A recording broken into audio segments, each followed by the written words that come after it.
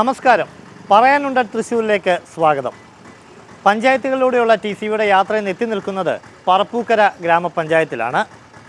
മുകുന്ദപുരം താലൂക്കിൽ ഇരിങ്ങാലക്കുട ബ്ലോക്കിൽ പുതുക്കാട് നിയമസഭാ മണ്ഡലത്തിലാണ് പറപ്പൂക്കര ഗ്രാമപഞ്ചായത്ത് സ്ഥിതി ചെയ്യുന്നത്. ഏകദേശം 22 ചതുരശ്ര കിലോമീറ്ററിലധികം വിസ്തൃതിയുള്ള പഞ്ചായത്തിൽ 18 വാർഡുകളാണുള്ളത്. മുളങ്ങ് മുതൽ തൊട്ടിപ്പാൾ നോർത്ത് വരെ നീണ്ടുകിടക്കുന്ന 18 വാർഡുകൾ. ദേശീയപാതയോരത്തും ഒപ്പം തന്നെ കുറുമാലിപ്പുഴയുടെ തീരത്തുമാണ് പഞ്ചായത്ത് സ്ഥിതി ചെയ്യുന്നത്. ഒട്ടനവധി വികസന പ്രവർത്തനങ്ങളും വികസന നേട്ടങ്ങളുമൊക്കെ പറയാനുണ്ട്. എന്തായാലും പഞ്ചായത്തിൻ്റെ വികസന ചർച്ചയിലേക്ക്. പറപ്പൂക്കര ഗ്രാമപഞ്ചായത്തിലാണ് നാം ഉള്ളത്. എന്തായാലും നമ്മോടൊപ്പം ഇപ്പം പറപ്പൂക്കര ഗ്രാമപഞ്ചായത്ത് പ്രസിഡന്റും CPM പ്രതിനിധി കൂടിയായ EK അനൂപ്, ഒപ്പം തന്നെ BJP പ്രതിനിധിയും പഞ്ചായത്ത് അംഗവുമായ KK പ്രകാശൻ, ഒപ്പം തന്നെ കോൺഗ്രസ് പ്രതിനിധിയും പഞ്ചായത്ത് അംഗവുമായ NM പുഷ്പാകരൻ എന്നിവരാണ് നമ്മോടൊപ്പം ഉള്ളത്. എന്തായാലും ആദ്യം തന്നെ നമുക്ക് പ്രസിഡന്റിലേക്ക് തന്നെ പോകാം. പഞ്ചായത്തിൻ്റെ നിലവിലെ ഒരു അവസ്ഥ എത്രത്തോളമാണ്, വികസന നേട്ടങ്ങൾ എന്തൊക്കെയാണ്, വികസന പ്രവർത്തനങ്ങൾ ഏതുവരെ എത്തി നിൽക്കുന്നു എന്നുള്ളത്. എന്തായാലും പ്രസിഡന്റ്, എങ്ങനെയാണ് പഞ്ചായത്തിലെ നിലവിലെ അവസ്ഥ? നമ്മുടെ ഗ്രാമപഞ്ചായത്തിൽ കഴിഞ്ഞ ഭരണസമിതി അധികാരത്തിൽ വരുന്നതിന് മുൻപ് ഇടതുപക്ഷ ജനാധിപത്യ മുന്നണി ഒരു പ്രകടന പത്രിക ആളുകളുടെ മുമ്പാകെ അവതരിപ്പിക്കുകയുണ്ടായി. ആ പ്രകടന പത്രിക തയ്യാറാക്കിയത് തന്നെ പൊതുജന അഭിപ്രായം ശേഖരിച്ചുകൊണ്ടാണ്. ആ പ്രകടന പത്രിക മുന്നോട്ട് വെച്ചുകൊണ്ടാണ് ഓരോ വർഷവും അതിലെത്രത്തോളം മുന്നോട്ട് പോകാൻ കഴിഞ്ഞു എന്നതിനെ സംബന്ധിച്ച് ഒരു പ്രോഗ്രസ് റിപ്പോർട്ട്, സാധാരണ തദ്ദേശ സ്വയംഭരണ സ്ഥാപനങ്ങൾ അത്തരത്തിൽ പ്രോഗ്രസ് റിപ്പോർട്ട് തയ്യാറാക്കുന്ന ഒരു പരിപാടി ഉണ്ടാവാറില്ല. പക്ഷേ നമ്മൾ എല്ലാ വർഷവും പ്രവർത്തന പുരോഗതി സംബന്ധിച്ച് ആളുകളുടെ ഇടയിലേക്ക് നൽകിക്കൊണ്ടാണ് ഇതുവരെ നമ്മൾ ഈ 4 വർഷക്കാലം മുന്നോട്ട് പോയിട്ടുള്ളത്. അതിൽ ഗ്രാമപഞ്ചായത്ത് വ്യത്യസ്തങ്ങളായ നിരവധി പ്രവർത്തനങ്ങൾ ഏറ്റെടുക്കുകയുണ്ടായി. സാധാരണ രീതിയിൽ ഗ്രാമപഞ്ചായത്തിൻ്റെ ഫണ്ടും അതുപോലെ തന്നെ സർക്കാരുകൾ നൽകുന്ന സഹായവും എന്നതിനപ്പുറത്തേക്ക് ഗ്രാമപഞ്ചായത്ത് തന്നെ തനതായി ഒരു ഫണ്ട് സ്വരൂപിച്ചുകൊണ്ട് നടപ്പിലാക്കിയിട്ടുള്ള സംസ്ഥാനത്ത് തന്നെ നല്ല രീതിയിൽ നമുക്ക് അവതരിപ്പിക്കാൻ കഴിഞ്ഞൊരു പദ്ധതിയാണ് ജീവനം പദ്ധതി. ഏതാണ്ട് 28 ലക്ഷം രൂപയോളം നമ്മുടെ ഗ്രാമപഞ്ചായത്തിലെ ജനങ്ങളുടെ സഹായം കൊണ്ട് ആ പദ്ധതിയിലേക്ക് 28 ലക്ഷം രൂപ നമുക്ക് ശേഖരിക്കാൻ കഴിഞ്ഞു. അത് ഉപയോഗപ്പെടുത്തിക്കൊണ്ടാണ് ഈ കാലയളവിൽ ഒരു ആംബുലൻസ് സർവീസ് ഇപ്പോൾ നമ്മൾ സ്വന്തമായി ആരംഭിച്ചു. മൊബൈൽ ഫ്രീസർ സംവിധാനമുണ്ട്. ഡയാലിസിസ് ചെയ്യുന്ന രോഗികൾക്ക് ആഴ്ചയിൽ 1000 രൂപ വീതം നൽകുന്നുണ്ട്. അതോടൊപ്പം ഈ പ്രായമായവരെയും ഭിന്നശേഷിക്കാരെയും ഉല്ലാസയാത്ര കൊണ്ടുപോകുന്ന ഒരു പരിപാടി 3 മാസം 4 മാസം കൂടുമ്പോൾ നമ്മൾ ചെയ്തുകൊണ്ടിരിക്കുന്നുണ്ട്.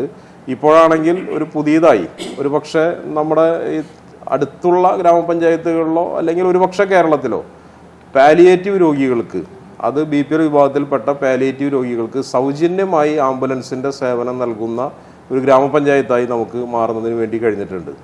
ഇപ്പോൾ നമ്മൾ സംസ്ഥാന സർക്കാരിൻ്റെ മുമ്പാകെ ഒരു അനുമതിക്ക് വേണ്ടി ചോദിച്ചിരിക്കുകയാണ്. കാരണം പാവപ്പെട്ട രോഗികൾ മരണപ്പെട്ടാൽ ഒരു മരണാനന്തര സഹായം ഈ ഫണ്ടിൽ നിന്ന് കൊടുക്കുന്നതിന് വേണ്ടിയുള്ള അനുമതിക്ക് വേണ്ടി കൂടി നമ്മളിപ്പോൾ സർക്കാരിൻ്റെ മുമ്പിൽ അപേക്ഷ സമർപ്പിച്ചിട്ടുണ്ട്. അത് അനുകൂല നടപടി ആവുകയാണെങ്കിൽ നമുക്ക് അതുകൂടി നടപ്പിലാക്കാൻ കഴിയും. മറ്റു കാർഷിക മേഖലയിൽ, വിദ്യാഭ്യാസ രംഗത്ത്, ആരോഗ്യ മേഖലയിലൊക്കെ സാധാരണ രീതിയിൽ ചെയ്യുന്നതിനേക്കാൾ കൂടുതൽ പണം ചെലവഴിക്കാൻ കഴിഞ്ഞിട്ടുണ്ട്. ഞാൻ എല്ലാ പദ്ധതികളും വിശദീകരിക്കല്ല, വ്യത്യസ്തങ്ങളായ പദ്ധതികൾ, പ്രത്യേകിച്ച് നൂതന പ്രൊജക്റ്റ് എന്നുള്ള അംഗീകാരം കിട്ടിയ കാര്യങ്ങളെ സംബന്ധിച്ച് മാത്രമാണ് സൂചിപ്പിക്കുന്നത്. അതിൽ എടുത്തു പറയാനുള്ളത് പഞ്ചമി പഠന കേന്ദ്രം.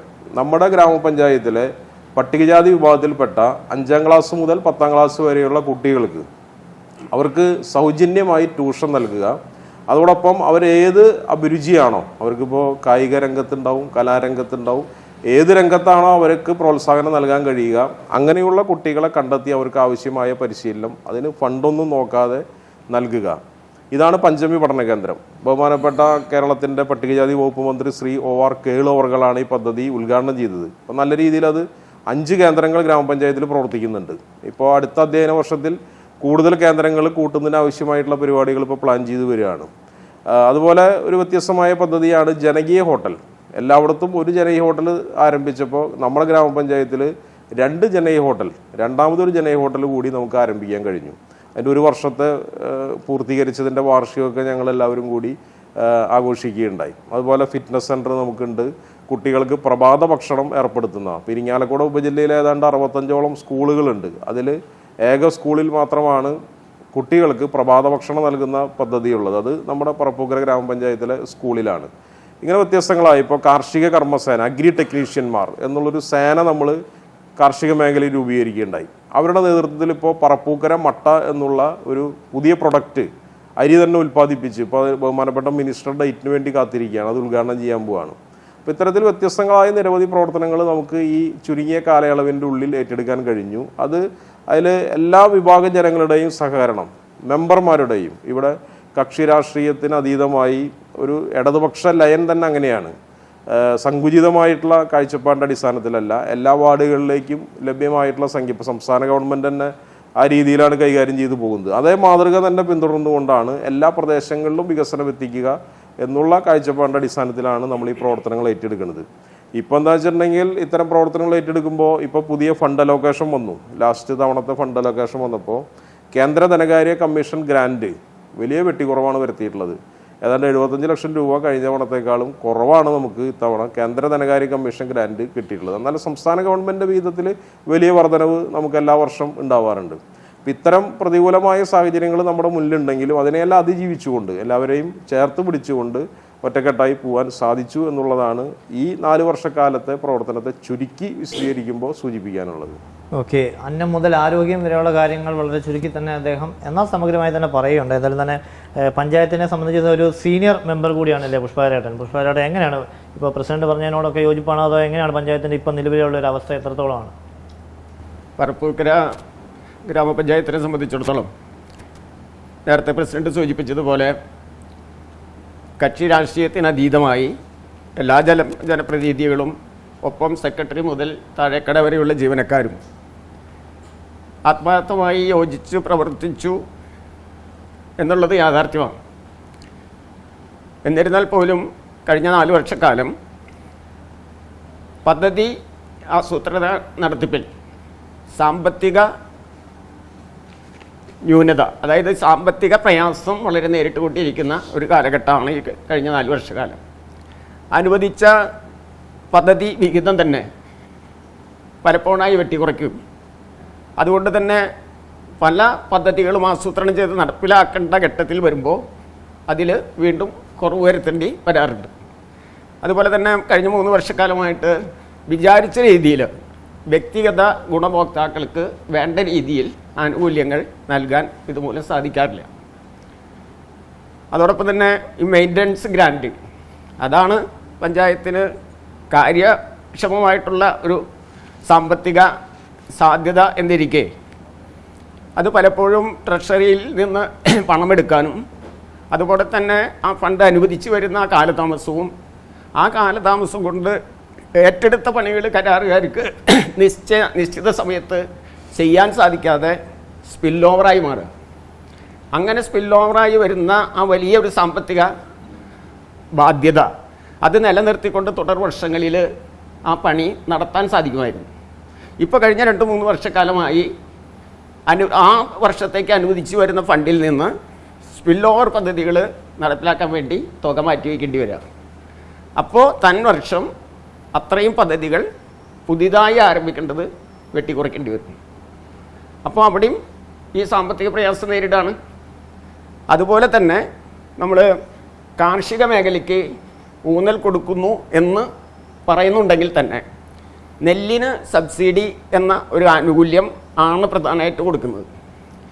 കോൾ കർഷക സംഘങ്ങളും അതുപോലെ തന്നെ വിവിധ കാർഷിക മേഖലകളിലെ സംഘടനകളൊക്കെ തന്നെ അവർ കൃത്യമായി കൃഷി ഇറക്കുന്ന വേളയിൽ കുമ്മായം വിത്ത് തുടങ്ങി അതിനോടനുബന്ധമായിട്ടുള്ള കാർഷിക വിഭവങ്ങൾ അവർക്ക് കൊടുക്കാൻ പഞ്ചായത്തിന് സാധിക്കണം. അതുപോലെ തന്നെ ഈ സാമ്പത്തിക പ്രയാസം തന്നെയാണ് ഈ പഞ്ചായത്തിൽ നിന്ന് വിതരണം ചെയ്യുന്ന വിവിധ ക്ഷേമ പെൻഷനുകളുടെ കുടിശ്ശിക. ഒരു 4 മാസത്തെ കുടിശ്ശിക നിലനിൽക്കുന്നുണ്ട്, ഇപ്പോൾ തുടർന്ന് കൊടുക്കുന്നുണ്ടെങ്കിൽ പോലും പഞ്ചായത്തിൻ്റെ അനുവദിച്ച വിഹിതത്തിൽ നിന്ന് കൊടുക്കുന്ന തുക കൊടുക്കുന്നുണ്ടെങ്കിലും കേന്ദ്ര വിഹിതം വന്നില്ല എന്നുള്ള കാരണത്താൽ ഈ 1600 രൂപ ഗുണഭോക്താവിന് മേടിക്കാൻ പറ്റണില്ല. അതായത് ഒരു മാസം ഈ 1600 രൂപ മനസ്സിൽ കണ്ടുകൊണ്ട് നിരവധി മരുന്നുൾപ്പെടെ ചായ ഉൾപ്പെടെ കാത്തിരിക്കുന്ന ആളുകളാണ് ഈ ബുദ്ധിമുട്ട് അനുഭവിക്കുന്നത്. അതോടൊപ്പം തന്നെ വിവിധ പൈസ അങ്ങോട്ട് അടച്ചിട്ടുള്ള വിവിധ ക്ഷേമനിധി പെൻഷനുകളുണ്ട്.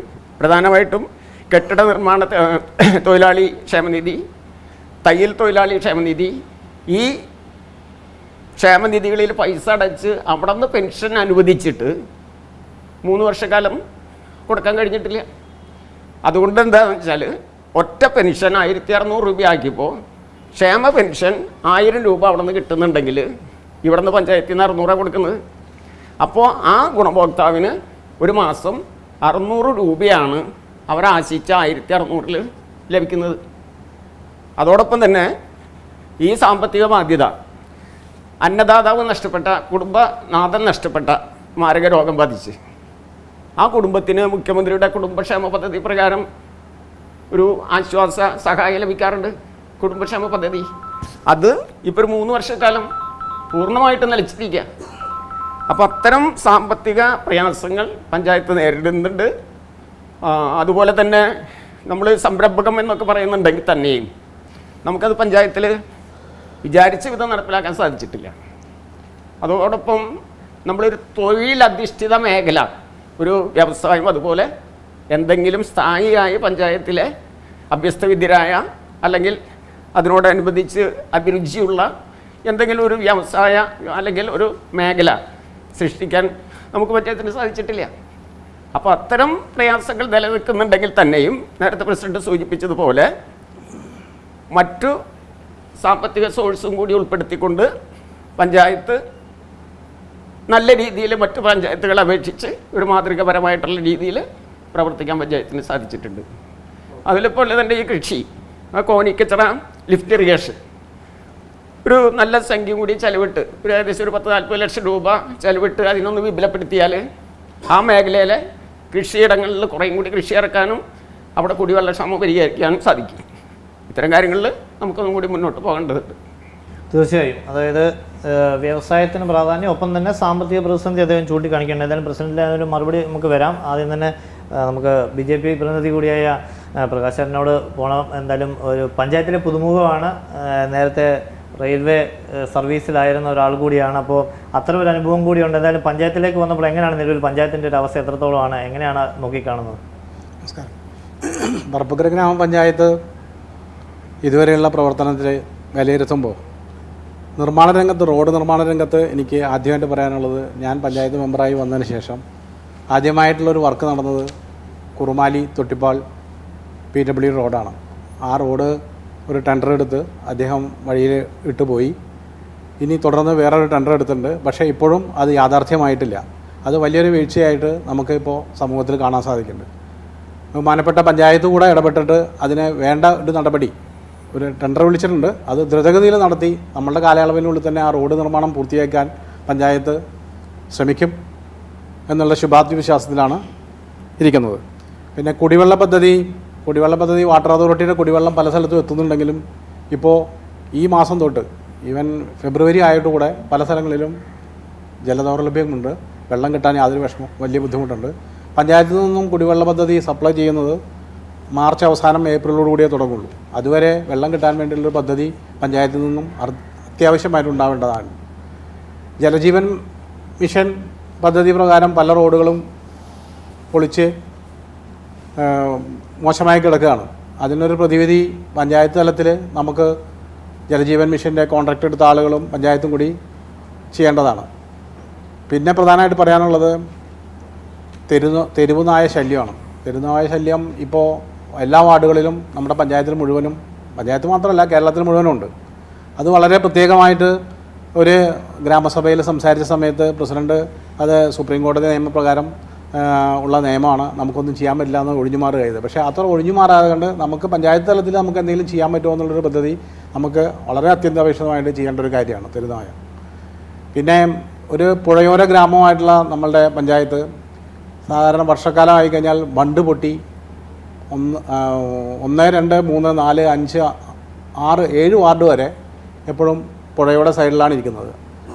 വെള്ളത്തിൻ്റെ കുത്തൊഴുക്ക് കാരണം സാധാരണ അവിടെ ജീവിക്കുന്ന ആളുകൾക്ക് ഭയങ്കര ബുദ്ധിമുട്ടുണ്ട്. അതുകൊണ്ട് പുഴയോരം ബണ്ട് ഒന്ന് ബലപ്പെടുത്തി അതിന് ശരിയാക്കാൻ വേണ്ടി ഇതിനു മുമ്പ് ടെൻഡർ എടുത്ത് പലപ്പോഴും അത് ഫ്ലോപ്പായിട്ട് പോയിട്ടുണ്ട്. ഇനി അത്തരത്തിൽ വരാതിരിക്കാൻ വേണ്ടിയിട്ടുള്ള പഞ്ചായത്ത് തലത്തിലുള്ളൊരു തീരുമാനം ഉയർന്ന നിലയ്ക്ക്, അതായത് പഞ്ചായത്തിൽ നിന്ന് സാധിക്കില്ലെങ്കിൽ അത് MLA യോ MP യോ അതല്ലെങ്കിൽ ഗവൺമെൻറ് ഇടപെട്ടിട്ട് അത്യന്താപേക്ഷ ചെയ്യേണ്ട ഒരു ന്യൂനതയായിട്ട് ഇപ്പോഴും നിലനിൽക്കുന്നുണ്ട്. പിന്നെ പ്രത്യേകിച്ച് പറയാൻ വേണ്ടി PHSയിൽ നമ്മുടെ ആരോഗ്യ കേന്ദ്രത്തിൽ ആവശ്യത്തിന് മരുന്ന് ലഭ്യത കുറച്ച് കുറയുന്നുണ്ട് പലപ്പോഴും. അത് ധാരാളം ആളുകൾ ഓട്ടോ ഒക്കെ പിടിച്ച് കുറേ അങ്ങ് നീങ്ങി നിൽക്കുന്ന പന്തലൂർ പോയി ആരോഗ്യ കേന്ദ്രത്തിൽ ചെല്ലുമ്പോൾ മരുന്ന് കിട്ടുന്നത് കുറവാണെന്നുള്ള ഒരു പരാതിയുണ്ട്. അതിനുവേണ്ടിയുള്ള പ്രതിവിധി ജീവന പദ്ധതി കൂടെയൊക്കെ കുറേ സഹായങ്ങൾ ചെയ്യുന്നുണ്ട്. കൂട്ടത്തിൽ ആരോഗ്യ കേന്ദ്രത്തിലുള്ള മരുന്ന് ലഭ്യതയും കൂടി നമ്മൾ പഞ്ചായത്ത് ഉറപ്പാക്കേണ്ട ആവശ്യമുണ്ട്. ലൈഫ് പദ്ധതിയിലും PMAYയിലും എല്ലാം വീട് കൊടുക്കുന്ന സംഗതി കുറച്ച് ഫണ്ടിൻ്റെ ലഭ്യത കുറവുകൊണ്ട് പലപ്പോഴും പിന്നോക്കം നിൽക്കുന്നുണ്ട്, പലപ്പോഴും ഫണ്ട് വന്നിട്ടില്ല എന്നുണ്ട്. ഫണ്ടിൻ്റെ ലഭ്യത അനുസരിച്ച് അത് ആവുന്നത് വേഗം ചെയ്യാൻ വേണ്ടിയിട്ട് പഞ്ചായത്തിൻ്റെ ശക്തിയായ ഇടപെടലുകൾ ഉണ്ടാവണം. ഇത്രയൊക്കെ കാര്യമായിട്ട് എനിക്ക് പറയാനുള്ളൂ. പ്രസിഡന്റ്, പ്രധാനമായിട്ട് ഇപ്പം നേരത്തെ പ്രസിഡന്റ് തന്നെ പറഞ്ഞു, അതായത് കേന്ദ്രവിഹിതം കിട്ടുന്നില്ല എന്നൊക്കെ പറഞ്ഞു. കാരണം സാധാരണക്കാരെ സംബന്ധിച്ച് ഇപ്പോൾ ക്ഷേമ പെൻഷൻ മുടങ്ങുക എന്നതിനപ്പുറത്തേക്ക് അവർക്ക് ഉണ്ടാകുന്ന ബുദ്ധിമുട്ടുകൾ വളരെ കൂടുതലാണ്. അപ്പം നമുക്കത് ജനങ്ങളുടെ മുന്നിൽ സാങ്കേതികത്വം പറഞ്ഞ് ഒഴിഞ്ഞു മാറാൻ പറ്റുമോ? ഇപ്പോൾ പല പദ്ധതികളും നേരത്തെ മെമ്പർ സൂചിപ്പിച്ച പോലെ നടപ്പിലാകുന്നില്ല, എല്ലാം സാമ്പത്തിക പ്രതിസന്ധിയുടെ ഇതിലാണ്. അത് ശരിക്കും നമ്മൾ ജനകീയമായി നിൽക്കുമ്പോൾ, പ്രത്യേകിച്ച് ഒരു പഞ്ചായത്ത് തലത്തിൽ നിൽക്കുമ്പോൾ അത് ശരിക്കും ഒരു ഒഴിഞ്ഞുമാറലായി മാറില്ലേ? യഥാർത്ഥത്തിൽ യഥാർത്ഥ വസ്തുതകളെ ജനങ്ങളുടെ മുമ്പാകെ അവതരിപ്പിക്കലാണ് നമ്മുടെ ഏറ്റവും പ്രധാനപ്പെട്ട ദൗത്യം. സാമ്പത്തിക പ്രതിസന്ധി ഉണ്ട് എന്നുള്ള കാര്യം സംസ്ഥാന ഗവൺമെൻറ് തന്നെ സമ്മതിച്ച കാര്യമാണ്. ചരിത്രത്തിൽ ആദ്യമായിട്ട് ഒരു മുഖ്യമന്ത്രി ഡൽഹിയിൽ പോയി സമരം നടത്തി കേന്ദ്ര ഗവൺമെൻറ് നമുക്ക് തരേണ്ടതായിട്ടുള്ള വിഹിതത്തിന് വേണ്ടി സുപ്രീം കോടതിയിൽ കേസിന് പോകുന്ന സ്ഥിതി ഉണ്ടായി. ഇത് ചരിത്രത്തിൽ ആദ്യമായിട്ടുള്ളൊരു സംഭവമാണ്. അപ്പോൾ അതൊരു യാഥാർത്ഥ്യമാണ്. ഇവിടെ പുഷ്പാര മെമ്പർ ചില കാര്യങ്ങൾ സൂചിപ്പിച്ചതിൽ കുടുംബക്ഷേമ പെൻഷൻ്റെ കാര്യം പറഞ്ഞു. അദ്ദേഹം പറഞ്ഞത് പിണറായി വിജയൻ്റെ കുഴപ്പമാണെന്നാണ്. കുടുംബക്ഷേമ പെൻഷൻ നടപ്പിലാക്കുന്നത്, പൈസ കൊടുക്കുന്നത് കേന്ദ്ര ഗവൺമെൻറ്റാണ്. എന്താണ് ഇത്രയും സീനിയറായിട്ടുള്ള ആളിങ്ങനെ പറഞ്ഞതെന്ന് എനിക്കറിയില്ല. പിന്നെ വ്യവസായ മേഖലയിൽ നമുക്ക് പഞ്ചായത്തിന് അത് നേരിട്ടൊരു വ്യവസായം ആരംഭിക്കുന്നതിന് ചില പരിമിതികളുണ്ട്. അതിൻ്റെ നോംസിൽ തന്നെ ചില പ്രയാസങ്ങളുണ്ട്. ഇപ്പോൾ ഈ കഴിഞ്ഞ 3 വർഷ കാലയളവിൻ്റെ ഉള്ളിൽ പുതിയ സംരംഭങ്ങൾ 285 സംരംഭങ്ങളാണ് ഗ്രാമപഞ്ചായത്തിൽ തുടങ്ങിയിട്ടുള്ളത്. വ്യവസായ വകുപ്പ് ഒരു എക്സിക്യൂട്ടീവിനെ തന്നെ, ഒരു ഇൻറ്റേൺ എന്ന് പറയുന്ന ഒരു തസ്തിക തന്നെ സൃഷ്ടിച്ചുകൊണ്ട് താൽക്കാലികമാണ് ഗ്രാമപഞ്ചായത്തുകൾ നിയമിച്ചിട്ടുണ്ട്. അവരുടെ നേതൃത്വത്തിലാണ് ഈ സംരംഭങ്ങൾ നമ്മൾ തുടങ്ങിയിട്ടുള്ളത്. നമ്മൾ ഗ്രൂപ്പ് സംരംഭം ആരംഭിക്കുന്നതിന് അവർക്ക് സഹായം നൽകുന്നുണ്ട്. വ്യക്തിഗത സംരംഭം ആരംഭിക്കാൻ മുന്നോട്ട് വരുന്നവർക്ക് സഹായം നൽകിയിട്ടുണ്ട്. ഇതൊക്കെ ബഹുമാനപ്പെട്ട മെമ്പർക്ക് അറിയാവുന്ന കാര്യമാണ്. ഇപ്പോൾ ഗ്രാമപഞ്ചായത്ത് പഴയ ഗ്രാമപഞ്ചായത്ത് ഓഫീസിൽ കുടുംബശ്രീനെ ഉപയോഗപ്പെടുത്തിക്കൊണ്ട് ഒരു സംരംഭം ആരംഭിക്കുന്നതിന് വേണ്ടി പ്രൊജക്റ്റ് വയ്ക്കുകയും അതിൻ്റെ നിർമ്മാണ പ്രവർത്തനങ്ങൾ നടന്നുകൊണ്ടിരിക്കുകയാണ്. അതിൻ്റെ കൃത്യമായ പ്ലാൻ അടക്കം നമ്മുടെ കൈവശമുണ്ട്.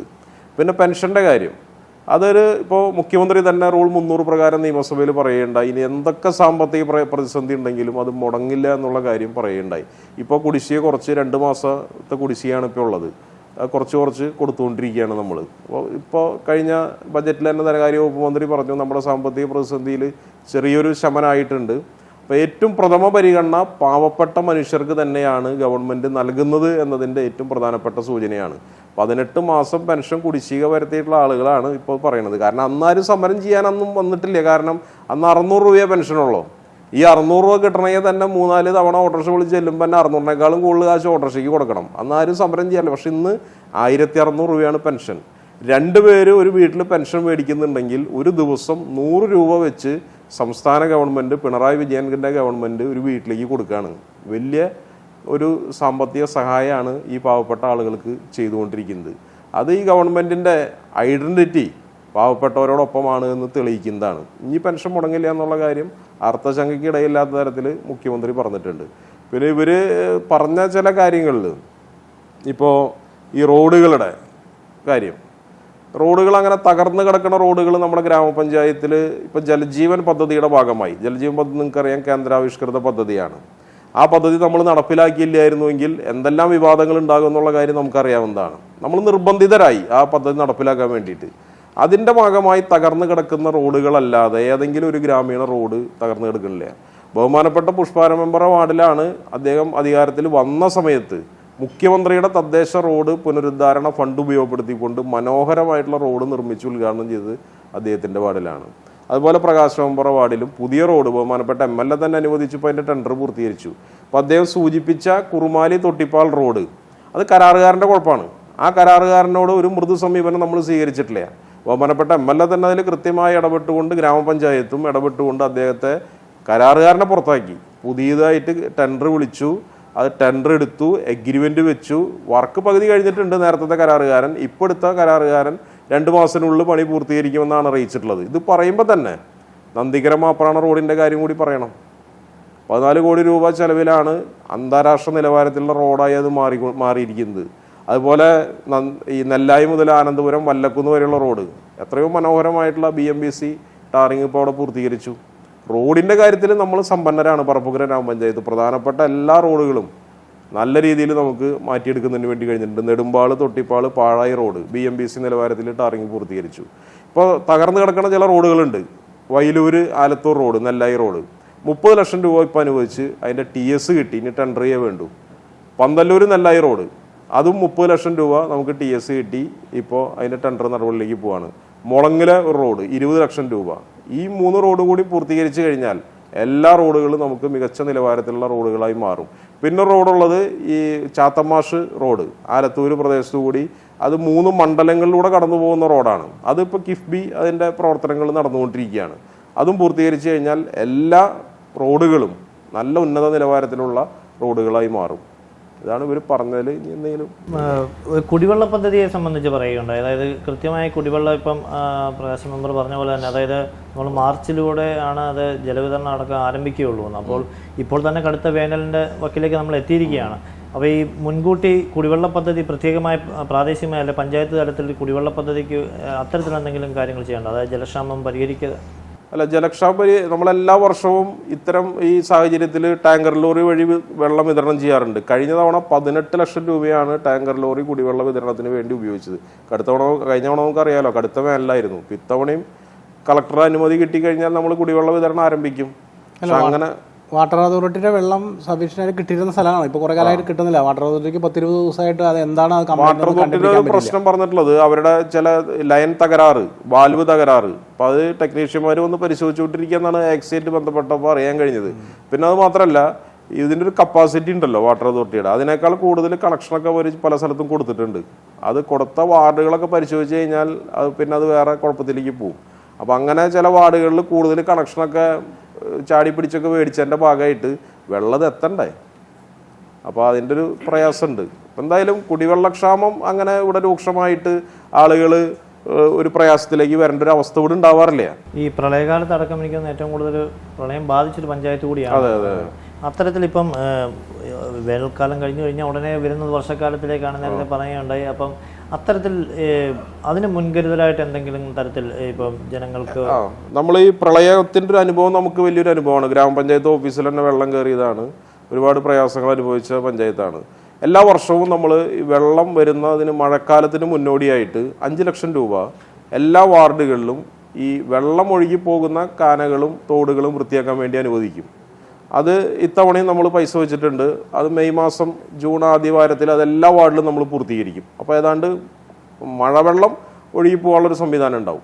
ഇവിടെ വെള്ളപ്പൊക്കം പ്രധാനമായിട്ട് വരുന്നത് കുറുമാലി പുഴ കരകവിഞ്ഞൊഴുകുമ്പോഴാണ്. നേരത്തെ പ്രകാശ് മെമ്പർ ബണ്ടിൻ്റെ കാര്യം സൂചിപ്പിക്കുകയുണ്ടായി. പ്രധാനപ്പെട്ട വിഷയമാണ് ബണ്ട്. നമ്മുടെ പല പ്രദേശങ്ങളിലും ഈ പുഴയോര ബണ്ട്, ആ ബണ്ട് മുൻകാലത്തെ പോലെയല്ല, ഒരുപാട് ബലക്ഷയം സംഭവിച്ചിട്ടുണ്ട്. ഇപ്പോൾ തൊഴിലുറപ്പ് പദ്ധതി പ്രകാരം ഇപ്പം എൻ്റെ വാർഡ് പൂർണ്ണമായും കുറുമാലി പുഴയുടെ തീരത്തുള്ളൊരു വാർഡാണ്. തൊഴിലുറപ്പ് പദ്ധതി പ്രകാരം വളരെ മനോഹരമായി അവിടെ കയർ ഭൂവസ്ത്രം വിരിച്ച് ബണ്ട് നിർമ്മിച്ച് ഒരു പേടി ഞങ്ങൾക്ക് പേടിക്കാനില്ല. ഏത് മഴക്കാലം വന്നാലും ആ ബണ്ട് കവിഞ്ഞ് വെള്ളം ഇപ്പോൾ 2018 ശേഷം വെള്ളം വന്നിട്ടില്ല. അപ്പം അങ്ങനെ നമ്മൾക്ക് ബണ്ടില്ലാത്ത ചില പ്രദേശങ്ങളുണ്ട്. ഇപ്പോൾ ഈ രാപ്പാള്, പള്ളം പോലെയുള്ള പ്രദേശങ്ങൾ, അവിടെ കഴിഞ്ഞ തവണ 2 വർഷം മുമ്പ് താൽക്കാലികമായിട്ടുള്ളൊരു തടയണ നമ്മൾ പണിയുണ്ടായി. നേരത്തെ പണിതൊരു തടയണ ഇടിഞ്ഞു പോയിട്ട് അവിടെയും നമ്മൾ കൃത്യമായി അതിൻ്റെ നിർമ്മാണം നടത്തുകയുണ്ടായി. ഇതിൽ എന്താ ഒരു പ്രയാസം വെച്ചാൽ, ഈ പ്രദേശങ്ങളിൽ ഇപ്പോൾ കഴിഞ്ഞ രവീന്ദ്രൻ മാഷ് MLA ആയിരിക്കുന്ന സമയത്ത് ഒരു 15 ലക്ഷം രൂപ ബണ്ട് നിർമ്മാണത്തിന് വേണ്ടി വെച്ചു. പക്ഷെ ഇത് കരാറുകാരെടുക്കാൻ തയ്യാറാവുന്നില്ല. അങ്ങനെ ഒരു കുഴപ്പം നമുക്കുണ്ട്. കാരണം അവിടേക്ക് മെറ്റീരിയൽ എത്തിക്കാനും ഒക്കെ വലിയ പ്രയാസമാണ്. അപ്പോൾ അതിനിടയിലാണ് ഇപ്പോൾ MP-മാർക്ക് നിവേദനം കൊടുക്കുന്ന ഒരു പരിപാടി. കഴിഞ്ഞ തവണ TN പ്രതാപന് ഒരു കൊടുത്തു, ഇത്തവണ സുരേഷ് ഗോപിക്ക് കൊടുത്തിട്ടുണ്ട്. പക്ഷെ ഇവരാരും ഇതുവരെ ആ ബണ്ട് സന്ദർശിക്കാനോ അവിടേക്ക് ഒരു 10 പൈസ അനുവദിക്കാനോ ആരും തയ്യാറായില്ല. അവിടെ ചെയ്ത പണി മുഴുവൻ സംസ്ഥാന ഗവൺമെന്റിന്റെ പൈസ ഉപയോഗപ്പെടുത്തിക്കൊണ്ടാണ് ചെയ്തത്. രാഷ്ട്രീയം കലരുന്നുണ്ടോ? തീർച്ചയായിട്ടും. ഇപ്പോൾ കഴിഞ്ഞ ബണ്ട് തകർന്ന സമയത്ത് ബണ്ട് തകർന്നതിന് വെള്ളം വന്നടിച്ച് ബണ്ട് തകർന്നതിന് രാഷ്ട്രീയം കലർത്തിയിട്ട് കാര്യമില്ലല്ലോ. എത്രയോ സമരങ്ങൾ അവിടെ BJP-യുടെ നേതൃത്വത്തിൽ നടത്തി. പുഴയിൽ ചാടി സമരമൊക്കെ ഉണ്ടായി. ബണ്ട് തകർന്നത് ഇടതുപക്ഷം ബണ്ട് കെട്ടിയോണ്ടല്ലോ, അത് വെള്ളം അധികമായി വരുമ്പോൾ അടിയിൽ നിന്ന് മണ്ണൊലിച്ചു പോയി ബണ്ട് തകർന്നു. അപ്പൊ അതില് ഇത്തരത്തിൽ രാഷ്ട്രീയം കലർത്തി വലിയ കുഴപ്പം പഞ്ചായത്തിനെതിരെയും സംസ്ഥാന ഗവൺമെന്റിനെതിരായിട്ട് ഉണ്ടാക്കുന്ന ഒരു സ്ഥിതി ഉണ്ടായി. യഥാർത്ഥത്തിൽ ഇതൊക്കെ ഫണ്ടൊക്കെ കേന്ദ്ര സർക്കാരിന് ഇത്തരം മേഖലകളിൽ ചൂണ്ടിക്കാണിച്ചു കേന്ദ്ര ഗവൺമെന്റിന്റെ വിഹിതം. അത് ശരിയാ. പക്ഷെ ഞാൻ ഈ രണ്ട് ഗവൺമെന്റുകളുടെയും ഫണ്ടിന്റെ കിട്ടാത്തതാണ് പറയണത്. കേന്ദ്ര സംസ്ഥാന ഗവൺമെന്റുകളുടെ സംയുക്തമായ പല പ്രോജക്റ്റുകളും ഉണ്ട്. ആ പ്രോജക്റ്റുകൾ കൃത്യമായി നടപ്പിലാവണമെങ്കിൽ കേന്ദ്ര ഗവൺമെന്റ് വിഹിതം വരണം. അതിനെതിരെ ഞങ്ങളും എതിരാണ്. അതിനെതിരെ CPM-നോട് ഞങ്ങൾ യോജിച്ച് ശക്തമായിട്ട് സമരത്തിന് ഇറങ്ങാൻ ഞങ്ങൾ തയ്യാറാണ്. അതേപോലെ തന്നെ ലൈഫ് ഭവന പദ്ധതി പ്രകാരം നമ്മുടെ പറപ്പുകര ഗ്രാമപഞ്ചായത്തിൽ ഏകദേശം 172ഓളം ആളുകളുടെ ലിസ്റ്റ് ഉണ്ട്. 2020 അതിൽ ഏകദേശം എടുത്തത് 75 വീടാണ്. ആ 75 വീടിൽ 80% മാത്രമാണ് പൂർത്തീകരിച്ചിട്ടുള്ളത്. ബാക്കി ഇനി പൂർത്തീകരിക്കാൻ കിടക്കുക. അതേസമയം ബാക്കി ഈ പദ്ധതിയിൽ പെട്ട ഗുണഭോക്താക്കൾ 4 വർഷമായിട്ട് കാത്തിരിക്കുക. അതേപോലെ തന്നെ പട്ടികജാതിയുടെ 76ഓളം വീടുകളുണ്ട്. അതിൽ ഏകദേശം 50-52 വീടുകളാണ് എടുത്തിട്ടുള്ളൂ. അതിലും പണി കഴിഞ്ഞിട്ട് പൂർണ്ണമായും ഇപ്പോഴും പൈസ കൊടുക്കാൻ സാധിച്ചിട്ടില്ല. അപ്പൊ അതുകൊണ്ട് ഈ കേന്ദ്ര സംസ്ഥാന ഗവൺമെന്റുകൾ രണ്ട് ഭാഗത്തുനിന്നും സാമ്പത്തികമായിട്ടുള്ള ഭയങ്കര പ്രതിസന്ധിയുണ്ട്. കേന്ദ്രത്തിന്റെ ഭാഗത്തുനിന്ന് ശക്തമായിട്ടുള്ള പ്രതിസന്ധി ഞങ്ങൾ നേരിട്ടുണ്ട്. അതിനെതിരെ ലൈഫ് പദ്ധതിയുടെ കാര്യത്തിൽ നമ്മൾ പറയുകയാണെങ്കിൽ ഇപ്പോൾ കഴിഞ്ഞ രാഷ്ട്രീയമായിട്ട് അത് പറയേണ്ടി വരും. കഴിഞ്ഞ ഉമ്മൻചാണ്ടി, ബഹുമാനപ്പെട്ട ഉമ്മൻചാണ്ടി മുഖ്യമന്ത്രിയായിരിക്കുന്ന സമയത്ത് കേരളത്തിൽ ആകെ കൊടുത്ത വീടുകളുടെ എണ്ണം നമ്മുടെ മുന്നിലുണ്ട്. 8000 വീടുകളാണ് കൊടുത്തത്. എന്നാൽ ഈ 5 വർഷം കഴിഞ്ഞ് ഇപ്പോൾ 9 വർഷമായി പിണറായി വിജയൻ സർക്കാർ ഭരിക്കുന്നത്. 4.5 ലക്ഷം വീടാണ് കൊടുത്തത്. നമ്മുടെ ഗ്രാമപഞ്ചായത്തിൽ തന്നെ എടുത്തു കഴിഞ്ഞാൽ അപ്പോൾ അദ്ദേഹം തന്നെ പറഞ്ഞ 75 വീട്, 75 വീടല്ല, അതിനേക്കാളും കൂടുതൽ വീട് നമ്മൾ കൊടുത്തിട്ടുണ്ട്. ലൈഫ് 1, 2, 3 ഘട്ടങ്ങളിലായിട്ട്. ഇപ്പോൾ 2020 ലിസ്റ്റാണ്, 2020 ലിസ്റ്റ് പ്രകാരമാണ് നമ്മൾ വീട് കൊടുത്തുകൊണ്ടിരിക്കുന്നത്. അത് അതിൻ്റെ നടപടിക്രമം പാലിച്ച് അതിൽ പ്രയോറിറ്റി അനുസരിച്ചുകൊണ്ട് ആളുകൾക്ക് കൊടുത്തുകൊണ്ടിരിക്കുകയാണ്. ഇപ്പോൾ അദ്ദേഹത്തിൻ്റെ വാർഡിൽ തന്നെയാണ് അതിൻ്റെ നമ്മൾ എത്രയോ വീടുകൾക്ക് താക്കോൽദാനം നിർവഹിക്കാൻ വേണ്ടി നമ്മളൊക്കെ പോയിട്ടുണ്ട്. ഇതിൽ ഒരു പ്രധാനപ്പെട്ട കാര്യം, ഇപ്പോൾ പ്രധാനമന്ത്രി ആവാസ് യോജന പദ്ധതി, ഇപ്പോൾ അതിൻ്റെ പേര് ആവാസ് പ്ലസ് എന്നാണ്. 2017 ലിസ്റ്റ് ഉണ്ടാക്കി വെച്ചതാണ്. ഇപ്പോഴാണ് അതിൽ കുറച്ച് വീടുകൾ 40-45 വീട് ഇപ്പോൾ നമുക്ക് കൊടുക്കാൻ പറ്റി.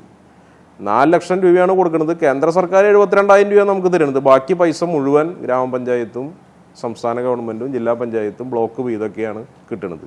അതിൽ നമുക്ക് ഒരു എണ്ണം ഇപ്പോൾ കൂടുതൽ കൊടുക്കാൻ സാധിച്ചിട്ടുണ്ട്. പിന്നെ നേരത്തെ സൂചിപ്പിച്ചാൽ ജനറൽ വിഭാഗത്തിനും മറ്റും ആനുകൂല്യങ്ങൾ ലഭിക്കുന്നില്ല എന്നുള്ളൊരു കാര്യം സൂചിപ്പിക്കുകയുണ്ടായി. ഇപ്പോൾ വീട് മെയിൻ്റനൻസ് നമ്മളെല്ലാ വർഷവും കൊടുക്കുന്നുണ്ട്, ജനറൽ വിഭാഗത്തിന് കൊടുക്കുന്നുണ്ട്. എണ്ണത്തിൽ ഇത്തിരി കുറവുണ്ടെങ്കിൽ പോലും പഴയ കാലത്ത് നമ്മൾ 6 കൊടുക്കാറ്. പഴയ കാലത്ത് എന്ന് പറഞ്ഞു കഴിഞ്ഞാൽ കഴിഞ്ഞൊരു 10-15 അത് ജനറൽ മെയിൻ്റനൻസിന് കുറയാനുള്ള കാരണം ലൈഫിന് പൈസ കൂടുതൽ വെക്കേണ്ടി വരുന്നു എന്നുള്ളത് കൊണ്ടാണ്. ഗ്രാമപഞ്ചായത്തിന് ഒരു വർഷം കിട്ടുന്ന പൈസ 4,32 ലക്ഷം രൂപയ്ക്കാണ് ഒരു വർഷം നമുക്ക് എല്ലാം കൂടി ലഭ്യമാകുന്നത്. അതിന് തന്നെ വിവിധ മേഖലകളിൽ ചെലവഴിക്കണം എന്നുള്ള നോംസ് ഉണ്ട്. അതിലാണ് ഇപ്പോൾ കേന്ദ്ര ഗവൺമെൻറ് 65-70 ലക്ഷം രൂപയുടെ വെട്ടിക്കുറവ് വരുത്തിയിട്ടുള്ളത്.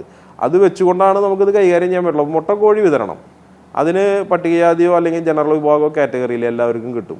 കട്ടിൽ എല്ലാവർക്കും കിട്ടും. അങ്ങനെ ഒരുപാട് വ്യക്തിഗത ആനുകൂല്യങ്ങളുണ്ട്. ഇപ്പോൾ നെൽകൃഷിക്ക് കൂലിച്ചെലവ് കൊടുക്കുന്നുണ്ട്, അതെല്ലാ വിഭാഗങ്ങൾക്കും കിട്ടും. കാർഷിക മേഖലയിൽ നമ്മൾ നടപ്പിലാക്കിയിട്ടുള്ള ഒരു പദ്ധതിയാണ് കേരവസന്തം. വീട്ടിൽ കൊണ്ടുപോയി തെങ്ങും തൈ നമ്മൾ വെച്ച് കൊടുക്കുകയാണേ, അവരൊന്നും അറിയണ്ട. അതെല്ലാ വിഭാഗത്തിലുണ്ട്. അതിന് ഒരു വേർതിരിവില്ല, ജനറൽ വിഭാഗം എന്നോ മറ്റു വിഭാഗം. കേരഗ്രാമം പദ്ധതി, തെങ്ങിന് വളമായി കഴിഞ്ഞാൽ പൈസ നമ്മൾ കൃഷി വിഭാഗം വഴി കൊടുക്കുകയാണ്, അതിനൊരു വേർതിരിവില്ല. ഡയാലിസിസ് രോഗികൾക്ക് സഹായം, ഒരു വേർതിരിവില്ല. അപ്പോൾ അത് പട്ടികജാതി ഫണ്ട്, ജനറൽ ഫണ്ട് എന്ന് തരംതിരിച്ച് അതിനെ കാണേണ്ടതില്ല. എല്ലാ വിഭാഗങ്ങളെയും ഒരേപോലെ. എന്നാൽ ഭരണഘടന പ്രകാരം പട്ടികജാതി വിഭാഗത്തെ കൂടുതൽ സംരക്ഷിക്കേണ്ടുന്ന ഉത്തരവാദിത്വം തിരഞ്ഞെടുക്കപ്പെട്ട ഏത് സർക്കാരായാലും ഉണ്ട്. അത് നമ്മൾ നിർവഹിക്കുന്നുണ്ട്. അതാണ് ഈ പദ്ധതി വിഹിതം പ്രകാരം നമുക്ക് അനുവദിച്ച് കിട്ടുന്ന സംഖ്യ അത് വിവിധ ഘടക പദ്ധതികൾക്കായിട്ട് പങ്കുവയ്ക്കണം. അങ്ങനെ പങ്കുവെച്ച് വരുമ്പോൾ പദ്ധതിക്ക് അനുവദിച്ച സംഖ്യയിൽ വെട്ടിക്കുറവ് വരിക. അപ്പോൾ അപ്പോഴേക്കും നമ്മൾ ഈ പ്രോജക്റ്റായിട്ട് അതിൻ്റെ മാക്സിമം എത്തിക്കഴിഞ്ഞു. അപ്പോൾ ഒരു ഇൻഡിവിജ്വൽ പ്രോജക്റ്റിൽ ഒരു 15 ആൾക്ക് ആനുകൂല്യം കൊടുക്കാൻ നമ്മൾ ഏകദേശ രൂപത്തിൽ എത്തി നിൽക്കുന്നുണ്ടെങ്കിൽ ആ സമയത്താണ് പദ്ധതിയിൽ വെട്ടിക്കുറവ് വരുന്നത്. ആ വെട്ടിക്കുറവ് വന്നാൽ അപ്പോൾ ഇവിടെ 15 എന്നുള്ളത് 2 ആക്കും. അപ്പോൾ അത് പ്രകാരം ഈ പദ്ധതിയിൽ വരുന്ന വെട്ടിക്കുറവ് സാമ്പത്തിക പ്രയാസം തന്നെയാണ്. ആ സാമ്പത്തിക പ്രയാസം കൊണ്ട് ഇതുപോലെ ഇൻഡിവിജ്വൽ പ്രോജക്റ്റുകൾ നടക്കണില്ല എന്നല്ല, പല പദ്ധതികളുടെയും അവസ്ഥ ഈ സാമ്പത്തിക പ്രതിസന്ധിയാണല്ലേ പഞ്ചായത്തിനെ ശരിക്കും പല പദ്ധതികളുടെയും ഇല്ല. ഇത് ഈ ജനറൽ വിഭാഗത്തിന് മെയിൻ്റനൻസിൽ നമുക്ക് അത്രേ പറ്റൂ. നമുക്ക് ആഗ്രഹമുണ്ട് കൂടുതൽ കൊടുക്കണമെന്നുണ്ടെങ്കിൽ ഇവര് ആരും മെമ്പർമാരും ഇപ്പോൾ കഴിഞ്ഞ ഭരണസമിതി യോഗത്തിൽ നമ്മൾ പറഞ്ഞു കുറച്ച് പൈസ നമുക്ക് ബാലൻസ് ഉണ്ട് മറ്റു പദ്ധതികൾ. അപ്പോൾ നമുക്കൊരു കാര്യം ചെയ്യാം, വീട് മെയിൻ്റനൻസിന് കൊടുക്കാം. അപ്പോൾ ഏതെങ്കിലും ഒരു വാർഡിലെ റോഡിന് വെച്ചതിൻ്റെ പൈസ കുറയ്ക്കേണ്ടി വരും. അപ്പോൾ അതാരും സമ്മതിക്കില്ല. ഞാൻ ഇവരെ കുറ്റപ്പെടുത്തുന്നതല്ല, ആരും സമ്മതിക്കില്ല. ഏത് മെമ്പർമാരായാലും സമ്മതിക്കാത്തൊരു വിഷയമുണ്ട്. നമുക്ക് ഇത്ര തുക അനുവദിച്ചിട്ടുണ്ട്, അത് വെച്ചുകൊണ്ട് എല്ലാ മേഖലകളിലേക്കും ചെലവഴിക്കണം. അങ്ങനെയാണ് നമുക്ക് മുന്നോട്ട് പോകാൻ. ബഹുമാനപ്പെട്ട പഞ്ചായത്ത് പ്രസിഡന്റ് നേരത്തെ പറഞ്ഞത് മുട്ടക്കോഴി ആനുകൂല്യം എല്ലാവർക്കും കൊടുക്കണമെന്നാണ് പറഞ്ഞത്. പക്ഷേ എല്ലാവർക്കും കൊടുക്കുന്നില്ല എന്നുള്ളതിനൊരു തർക്കം ഇപ്പോൾ നിലനിൽക്കുകയാണ്. നമ്മുടെ പല കമ്മിറ്റികളിലും നമ്മുടെ മെമ്പർമാർ മുഴുവൻ അപേക്ഷ കൊടുത്തവർ എല്ലാവർക്കും കൊടുക്കാൻ എല്ലാ വിഭാഗത്തിൽപ്പെടുന്ന ആൾക്കാർ കൊടുക്കുന്നുണ്ട്. പക്ഷേ എല്ലാവർക്കും അപേക്ഷ കൊടുത്തവർക്ക് എല്ലാവർക്കും കൊടുക്കാൻ പറ്റില്ല. ഇതുപോലെ കഴിഞ്ഞ വർഷം നമ്മൾ അപേക്ഷ കൊടുത്ത എല്ലാവർക്കും കൊടുത്തു. കഴിഞ്ഞ വർഷം ബാക്കിയായിരുന്നു പൈസ. ഇത്തവണ നമുക്ക് കൂടുതൽ അപേക്ഷ വന്നപ്പോൾ അതിനനുസരിച്ച് കൊടുക്കാൻ പറ്റില്ല. ബയോബിൻ നമ്മൾ മാലിന്യമുക്തത്തിന്റെ ഭാഗമായിട്ട് 280 വീടുകളിലേക്ക് മറ്റേ ബയോബിന് വിതരണം ചെയ്തു. അത് പരമാവധി എല്ലാവർക്കും അപേക്ഷിച്ച് എല്ലാവർക്കും കൊടുത്തു. ലിസ്റ്റ് പൂർത്തീകരിച്ച് നമ്മൾ എല്ലാവർക്കും കൊടുത്തു. ഇതോടൊപ്പം തന്നെ MLA വിഹിതം, അതുമാതിരി ജില്ലാ പഞ്ചായത്ത് വിഹിതം, അതൊക്കെ ഒരു പരിധി വരെ നമ്മുടെ പഞ്ചായത്തിന് നല്ല രീതിയിൽ നമുക്ക് കിട്ടാനുള്ള സാധ്യതകൾ ഉണ്ടായിട്ടുണ്ട്. അതിൻ്റെ പുരോഗതിയൊക്കെ പഞ്ചായത്തിൽ ഉണ്ടായിട്ടുണ്ട്. അതൊന്നും മാറ്റി വയ്ക്കാൻ പറ്റണതല്ല. പിന്നെ കേന്ദ്ര ഗവൺമെൻറ്റിൻ്റെ ആനുകൂല്യത്തിൻ്റെ കുറവ് കൊണ്ടാണെന്നെങ്കിൽ നമ്മൾ പഞ്ചായത്തും ഇവിടെയുള്ള മെമ്പർമാരും കൂടി എല്ലാവരും ഭരണസമിതിയാണ് അതിനുവേണ്ടി അപ്രോച്ച് ചെയ്യുന്നത്. എല്ലാവരും കൂടിയിട്ട് അതിൻ്റെ ഭാഗമായിട്ട് നമുക്ക് വാങ്ങാൻ പറ്റാവുന്നത് വാങ്ങി ഫണ്ടിൻ്റെ കാര്യത്തിനാലും എല്ലാ കാര്യത്തിലും എല്ലാവരും ഒറ്റക്കെട്ടായിട്ട് നിൽക്കണം. അത് കേന്ദ്ര ഭരണസമിതി ആ കാര്യത്തിൽ ഏത് മെമ്പർ ആവശ്യപ്പെട്ടാലും കമ്മിറ്റി തീരുമാനമെടുത്ത് ആർക്ക് കൊടുക്കാനും. ഇവര് BJP തന്നെ PT ഉഷ MP അദ്ദേഹത്തിന് കൊടുക്കാൻ വേണ്ടി എത്രയോ കമ്മിറ്റി തീരുമാനങ്ങൾ ഇവിടെ നിർത്തി കൊണ്ടുപോയിട്ടുണ്ട്. നമ്മളാരും അത് വേണ്ട എന്ന് പറഞ്ഞിട്ടില്ലേ. നമുക്ക് ആര് പൈസ തന്നാലും നമ്മൾ സ്വീകരിക്കാൻ തയ്യാറാണ്. അത് കേന്ദ്ര സർക്കാരിന്നോ സംസ്ഥാന സർക്കാരിന്നോ. ഇപ്പോൾ ബഹുമാനപ്പെട്ട TN പ്രതാപൻ MPക്ക് നമ്മൾ എത്രയോ പ്രപ്പോസൽ കൊടുത്തിട്ടുണ്ട്. ഇപ്പോൾ സുരേഷ് ഗോപിക്ക് എത്രയോ പ്രപ്പോസൽ. എനിക്ക് തോന്നുന്നത് 5 or 6 പദ്ധതികളുടെ പ്രപ്പോസൽ ഈ ചുരുങ്ങിയ കാലയളവിൻ്റെ ഉള്ളിൽ ഗ്രാമപഞ്ചായത്ത് ഭരണസമിതി തീരുമാനമെടുത്ത് കൊടുത്തിട്ടുണ്ട്. പക്ഷെ ഒന്നും കിട്ടുന്നില്ല എന്നുള്ളത് പറയണ്ട. ഇപ്പോൾ MLA ബഹുമാനപ്പെട്ട MLA ഉണ്ട്. എത്രയോ ഇവരുടെ വാർഡുകളിൽ ഇപ്പോൾ ബഹുമാനപ്പെട്ട പുഷ്പാരംഭറ വാർഡിൽ അംഗൻവാടിയുടെ നിർമ്മാണം നടക്കുന്നുണ്ട്. ജില്ലാ പഞ്ചായത്താണ് പൈസ തന്നിട്ടുള്ളത് തൊഴിലുറപ്പ് പദ്ധതി ഉപയോഗപ്പെടുത്തിക്കൊണ്ട്, രാഷ്ട്രീയം നോക്കിയിട്ടല്ല. അങ്ങനെ എത്രയോ വാർഡുകളിൽ നമ്മൾ രാഷ്ട്രീയം നോക്കിയിട്ടല്ല MLA പൈസ അനുവദിക്കുന്നത്. ഒക്കെ ഭരണസമിതി ചർച്ച ചെയ്തിട്ട് എല്ലാ വാർഡുകളിലേക്കും. MLA ഇപ്പോൾ ഒരു 10-15 മിനി മാസ്റ്റ് ലൈറ്റുകൾ സ്ഥാപിച്ചു. അത് എല്ലാ വാർഡിലും സ്ഥാപിച്ചിട്ടുണ്ട്. BJPയുടെ വാർഡിൽ 2 സ്ഥാപിച്ചിട്ടുണ്ട്. ഇപ്പോൾ 18-ാം വാർഡ് BJPയുടെ മെമ്പറാണ്. 2 ലൈറ്റാണ് അവിടെ കൊടുത്തിട്ടുള്ളത്. അതങ്ങനെ നമ്മളത് നോക്കിയിട്ടല്ല. രാഷ്ട്രീയം അക്കാര്യത്തിൽ നമ്മൾ കലർത്താറില്ല. പക്ഷെ ഇങ്ങോട്ട് രാഷ്ട്രീയം പറയുമ്പോൾ തിരിച്ച് ചിലപ്പോൾ നമ്മൾ പറയാൻ നിർബന്ധിക്കപ്പെടുകയാണ്. നമ്മുടെ പഞ്ചായത്തിനെ സംബന്ധിച്ചിടത്തോളം ഇവിടുത്തെ ഏക വരുമാന മാർഗം എന്ന് പറയുന്നത് കെട്ടിട നികുതി മാത്രമാണ്. അപ്പോൾ അതുപോലുള്ള പഞ്ചായത്തുകളെ പ്രത്യേകം സർക്കാരിന്റെ ഭാഗത്തു നിന്നുള്ള ഒരു മറ്റു രീതിയിലുള്ള ഒരു സഹായം, അതായത് തനത് ഫണ്ട് അതാണ് നമ്മുടെ കാര്യത്തിൽ. ഈ നേരത്തെ പ്രകാശ് മുമ്പ് പറഞ്ഞാൽ ഈ തെരുവുനായ ശല്യം സംബന്ധിച്ചിട്ട് എന്തെങ്കിലും തനത് പദ്ധതികളോ അത്തരത്തിൽ അതിന്റെ ശല്യം കുറയ്ക്കുന്നതിന് പഞ്ചായത്തിൻ്റെതായ അത് ചെയ്യുന്നുണ്ട്. തെരുവുനായ അദ്ദേഹം പറഞ്ഞു നമ്മൾ സുപ്രീം കോടതിയുടെ വിധി അങ്ങനെ ഞാൻ ഒരു പരാമർശം നടത്തിയിട്ടില്ല. പക്ഷെ പഞ്ചായത്തുകൾക്ക് ചെയ്യുന്നതിന് വേണ്ടി പരിമിതിയുണ്ട്. സംസ്ഥാന സർക്കാർ തന്നെ അതിനെതിരെ കോടതിയിൽ പോയിട്ടുണ്ട്. കേന്ദ്ര നിയമമാണ് ഇത്തരം ഇപ്പോൾ വന്യജീവി ആക്രമണമൊക്കെ നമുക്കറിയാം. ജില്ലാ പഞ്ചായത്തിന്റെ ABC പ്രോജക്റ്റ് ഫലപ്രദം അല്ലാതെ പോയതിന്റെ കാരണം അത് ഫലപ്രദമല്ലേ? അല്ല, ഇത്തവണ നമ്മൾ അതിന് വേണ്ടി പൈസ വെച്ചിട്ടുണ്ട്. അനിമൽ ബർത്ത് കൺട്രോൾ പ്രൊജക്ടിന് വേണ്ടി പൈസ നമ്മൾ പുതിയ പദ്ധതിയിൽ വെച്ചിട്ടുണ്ട്. അതും ഈ പറഞ്ഞ പോലെ കോടതിയുമായി ഇടപെട്ടുകൊണ്ട് അത് 2 വർഷം നടപ്പിലാവേണ്ടി പോയി. നമുക്ക് ചെയ്യാൻ പറ്റുന്ന കാര്യം തെരുവ് നായ്ക്കൾക്ക് വാക്സിൻ നൽകാൻ പറ്റും. എല്ലാ വർഷം അത് നടത്തിക്കൊണ്ടിരിക്കുന്നുണ്ട്. കഴിഞ്ഞ വർഷം ബഹുമാനപ്പെട്ട പ്രകാശംബറ വാളിലായിരുന്നു എൻ്റെ ഉദ്ഘാടനം. രാപ്പാൾ വെച്ച് ഞാൻ തന്നെയാണ് അതിൻ്റെ ഉദ്ഘാടനം നിർവഹിച്ചത്. തെരുവുനായകളെ നമ്മൾ പിടിച്ച് വാക്സിൻ നൽകുക. കൊല്ലാനുള്ള അനുമതി നമുക്കില്ല. ഇപ്പോൾ കഴിഞ്ഞ ദിവസം ഒരു തെരുവുനായ ഈ 15-ാം വാർഡിൽ മിനിഞ്ഞാന്ന് പറപ്പൂക്കരയിൽ ഒരു തെരുവുനായ അല്പം പേവിഷബാധ ഉള്ള ഒരു സംശയം ഡോക്ടർ പ്രകടിപ്പിച്ചു. 2000 രൂപ ഗ്രാമപഞ്ചായത്ത് കൊടുത്തുകൊണ്ടാണ് ആ നായനെ പിടിച്ച് കൂട്ടിലാക്കിയത്. പക്ഷെ ദൗർഭാഗ്യവശാൽ ഇന്നലെ അത് മരണപ്പെട്ടു നായ. നമുക്ക് ചെയ്യാൻ പറ്റുന്നത്, ഗ്രാമപഞ്ചായത്തിന് ചെയ്യാൻ പറ്റുന്നത് ഷെൽട്ടർ സ്ഥാപിച്ച് ഇവരെ പാർപ്പിക്കാം. നമ്മളെല്ലാ വാർഡുകളിലും അതിനുവേണ്ടി ഒരു അന്വേഷണം നടത്തി ഷെൽട്ടർ എവിടെയെങ്കിലും നിർമ്മിക്കാൻ വേണ്ടിയിട്ട്. പക്ഷെ എവിടെയും നമുക്ക് സ്ഥലം ലഭ്യമായിട്ടില്ല. നമുക്ക് ചെയ്യാൻ പറ്റുന്നത് ഇതാ, കൊല്ലാൻ കഴിയില്ല. ഇവരെ പിടിച്ച് കൊല്ലാൻ ഒരു കാരണവശാലും ഗ്രാമപഞ്ചായത്തിന് ഒരാൾക്കും കഴിയില്ല. നിയമം അങ്ങനെയാണ്. അതിൽ ഭേദഗതി വരുത്തണം.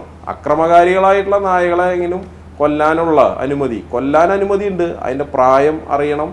അതിന് RDO ഇത് അക്രമകാരിയായുള്ള നായയാണെന്നുള്ള സർട്ടിഫിക്കറ്റ് നൽകണം. എന്നിട്ടൊക്കെയാണ് ഇതിപ്പോൾ നായനെ വിളിച്ച് ചോദിക്കാൻ പറ്റുമോ, എത്രയായി പ്രായം എന്ന് ചോദിക്കാൻ പറ്റുമോ? അങ്ങനെയൊക്കെ ഒരുപാട് നിയമത്തിൽ ചില പരിമിതികൾ നമുക്കുണ്ട്. നമുക്ക് ചെയ്യാൻ പറ്റുന്നത് തെരുവ് നായകൾക്ക് വാക്സിൻ നൽകുക എന്നുള്ളത്. അത് നമ്മൾ കൃത്യമായിട്ട് നൽകുന്നുണ്ട്. പിന്നെ എവിടെയെങ്കിലും നായകൾ മരണപ്പെട്ട് കിടന്നാൽ അതിനെ നമ്മൾ സംസ്കരിക്കുക.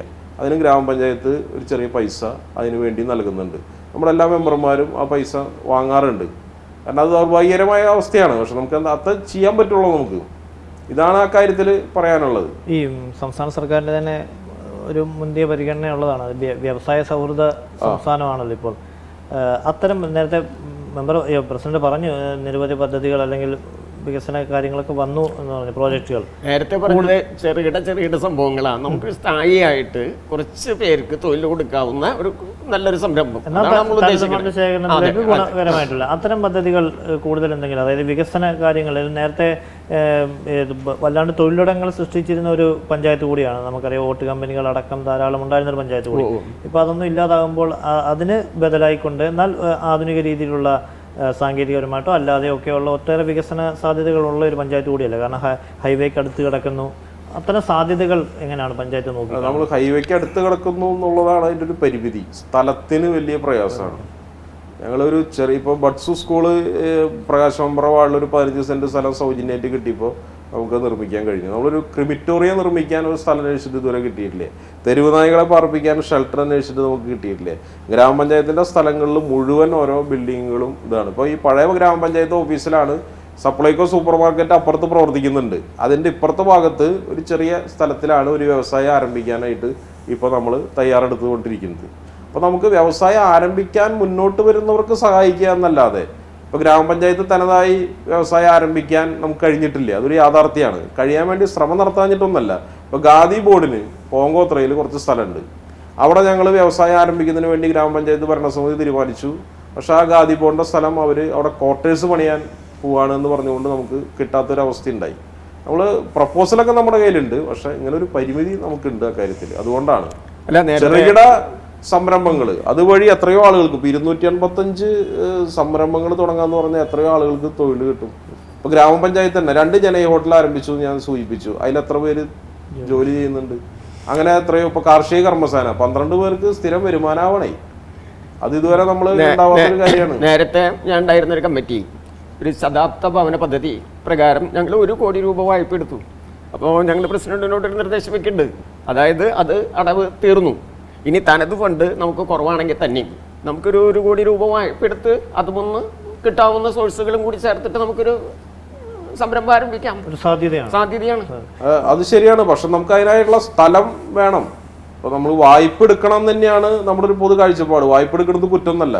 വായ്പ എടുക്കാൻ പാടില്ല എന്നാണ് കേന്ദ്ര സർക്കാരൊക്കെ പറഞ്ഞുകൊണ്ടിരിക്കുന്നത്. പക്ഷെ നമ്മുടെ നയം അതല്ല. ഇപ്പോൾ UDFന്റെ ഭരണസമിതി ഉള്ള സമയത്താണ് അവർ 100 വീടുകളോ മറ്റോ നിർമ്മിക്കുന്നതിന് വേണ്ടി വലിയ പൈസ വായ്പ എടുത്തു. അന്ന് 4 ലക്ഷം വീട് പണിയാൻ തുച്ഛമായ പൈസയാണ് വീട് നിർമ്മാണത്തിന് കൊടുക്കുന്നത്. നമ്മൾ 100 വീട് കൊടുത്തു. അത് എത്രയോ 75 അത് 35 മറ്റോ ആണ് ഒരു വീട്ടുകാരന് കൊടുക്കുന്നത്. അല്ലാണ്ട് 4 ലക്ഷം അല്ല കൊടുക്കുന്നത്. അന്ന് കൊടുക്കാൻ കഴിഞ്ഞു. ആ പൈസ ഇപ്പോഴും ഈ കഴിഞ്ഞ വർഷമാണ് നമ്മൾ അടച്ചു വീട്ടിയത്. 9 വർഷം ഇടതുപക്ഷ ഭരണസമിതിയാണ് ആ പൈസ മുഴുവൻ അടച്ചു വീട്ടിയത്. സാധാരണ ഒരു തദ്ദേശ സ്വയംഭരണ സ്ഥാപനങ്ങളിൽ സാധാരണ പ്രതിപക്ഷമാണ് ഏറ്റവും കൂടുതൽ വായ്പ എടുക്കുന്നതിനെ എതിർക്കുന്ന ആൾക്കാർ. ഇവിടെ വായ്പ എടുക്കാനും പ്രചോദിപ്പിക്കുന്ന ഒരു പഞ്ചായത്ത് അംഗം കൂടി ഭരണസമിതി അംഗം കൂടിയുണ്ട്. നല്ലതിനു വേണ്ടി അത്തരം കാര്യങ്ങൾ പ്രോത്സാഹിപ്പിക്കുന്നല്ല. ഒപ്പം തന്നെ നമുക്കറിയാം മാലിന്യമുക്ത നവകേരളമാണല്ലോ സംസ്ഥാന സർക്കാരിൻ്റെ ഏറ്റവും മുന്നോട്ട് വയ്ക്കുന്നൊരു ആ ഒരു പദ്ധതിയിൽ പഞ്ചായത്തിന്റെ ഒരു കോൺട്രിബ്യൂഷൻ ഇപ്പോൾ ഏതുവരെ എത്തി നിൽക്കുന്നു? അല്ല, അതിൽ ഏറ്റവും പ്രധാനപ്പെട്ട നമ്മുടെ ഹരിതകർമ്മസേനയാണ്. ഹരിതകർമ്മസേന ഇപ്പം 3 വാർഡുകൾ തന്നെ 100% നമുക്ക് പ്രഖ്യാപനം നടത്തി. കളക്ടറുടെ സമ്മാനമൊക്കെ നമുക്ക് ഏറ്റുവാങ്ങാൻ കഴിഞ്ഞിട്ടുണ്ട്. ഹരിതകർമ്മസേനയുടെ കളക്ഷനിൽ വലിയ പുരോഗതി, നാട്ടിലെ ജനങ്ങളിൽ നല്ല സഹായം അക്കാര്യത്തിൽ ഉണ്ടായിട്ടുണ്ട്. പിന്നെ നമ്മൾ ബോട്ടിൽ ബൂത്തുകൾ സ്ഥാപിച്ചിട്ടുണ്ട്, ടേക്ക് എ ബ്രേക്ക് ഉണ്ട്, അത്തരം സംവിധാനങ്ങളുണ്ട്. മേക്ക് ദ ബ്യൂട്ടി സ്പോട്ട് എന്നുള്ളൊരു പുതിയ പദ്ധതി മറ്റു സ്ഥലങ്ങളിൽ ഇല്ലാത്തൊരു കാര്യം നമ്മൾ ചെയ്യുന്നുണ്ട്. ഈ ഹൈവേയുടെയൊക്കെ തീരത്തുള്ളത് കൊണ്ട് അത്തരം കേന്ദ്രങ്ങളിലെ മനോഹരമായിട്ടുള്ള കേന്ദ്രങ്ങളാക്കി മാറ്റുക എന്നുള്ളത്. ബഹുമാനപ്പെട്ട ജില്ലാ കളക്ടർ ഉണ്ടായിരുന്ന സമയത്ത്, കൃഷ്ണതേജ IAS ഉണ്ടായിരുന്ന സമയത്ത് അദ്ദേഹം തന്നെയാണ് പരിപാടിക്ക് ഇവിടെ വന്ന് നമ്മൾ പൂക്കൃഷി എല്ലാ വർഷവും നടത്താറുണ്ട്. ഇപ്പോൾ നന്ദിക്കര സെൻറ്ററിൽ നമ്മളൊരു സ്നേഹാരാമം വിത്ത് ഓപ്പൺ ജിമ്മ്, അത് 5 ലക്ഷം രൂപ പ്രൊജക്റ്റ് വെച്ച് ടെൻഡർ കഴിഞ്ഞു. അതിൻ്റെ വർക്ക് ഒരാളെടുത്തു, എഗ്രിമെൻറ്റ് വെച്ച് പണി ആരംഭിക്കാൻ പോവാണ്. അപ്പോൾ അത് ക്യാമറകൾ എല്ലാ പ്രദേശത്തും സ്ഥാപിച്ചു. ബഹുമാനപ്പെട്ട ജില്ലാ പഞ്ചായത്ത് പ്രസിഡന്റ് VS പ്രിൻസ് അവറുകളാണ് അതിൻ്റെ ഉദ്ഘാടനം. കോന്തിപുലത്ത് പാടത്ത് അവിടെ ഈ മദ്യക്കുപ്പി പാടത്തേക്ക് വലിച്ചെറിയുക, നല്ല വിജനമായ പ്രദേശമാണ്, ആർക്കും എന്തും ചെയ്യാൻ കഴിയുന്ന ഒരു പ്രദേശമാണ്. അപ്പോൾ അവിടെ ഇപ്പോൾ നമ്മൾ തേർഡ് ഐ എന്നുള്ള പേരിൽ നാടെങ്ങും ക്യാമറകൾ സ്ഥാപിക്കുകയാണ്. അപ്പോൾ 3 സ്ഥലത്ത് സ്ഥാപിച്ചിട്ടുണ്ട്. ഇനി എല്ലാ പ്രദേശങ്ങളിലും ക്യാമറകൾ സ്ഥാപിക്കാൻ പോവുകയാണ്. പിന്നെ അത് മാത്രമല്ല, കൃത്യമായ പരിശോധന. ഗ്രാമപഞ്ചായത്തിൽ ഹെൽത്ത് ഇൻസ്പെക്ടറുടെ ഒരു പോസ്റ്റ് ഉണ്ട്.